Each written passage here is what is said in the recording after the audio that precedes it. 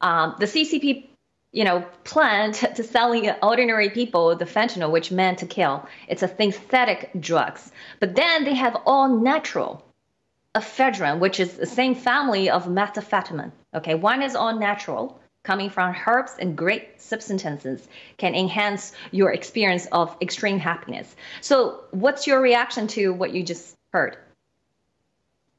I think it sounds an awful lot like chemical warfare to me, and this is really it validates a lot of what we hear and what we see of Chinese produced fentanyl and designer amphetamines, phony synthetic marijuanas, Delta 8s, and things like that are coming from China, and they're coming straight into the U.S. In some cases, they're even being sold in stores over the counter. In other cases, they're being trafficked across the border. But either way, they're all coming from the same place, from the CCP. And it is very obviously an orchestrated effort to get Americans addicted to drugs. I mean, our own government did this to Black Americans in the 1980s. So it should really be no surprise that a foreign government is doing it to the entire country in the 2020s. But nevertheless, I mean, this is a serious issue. We are having a greater than death toll of the Vietnam War every single year because of fentanyl and heroin overdoses. And that's not even counting in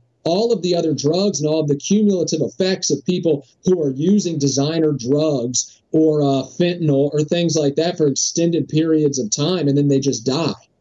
So this is a huge killer of Americans, and there's also a large, really you call it a silent contingent of people who we would never suspect of being addicted to drugs, and they have been really latched onto by this Chinese Communist Party plot to ship drugs into the United States and get people addicted to them. It's affecting people from all walks of life, and it is 100% killing our people. And when you see Mr. Guo talk about them keeping this special ephedrine in China and only, the Chinese elites having it, you could really, it's sort of like the Chinese Communist Party strategy with TikTok, where in the United States, TikTok is promoting all of this, Marxist filth to kids. And then in China, if you get onto TikTok, it's showing you patriotic videos. So it's a much different scenario. You get one on the home front and one really in a country that you're trying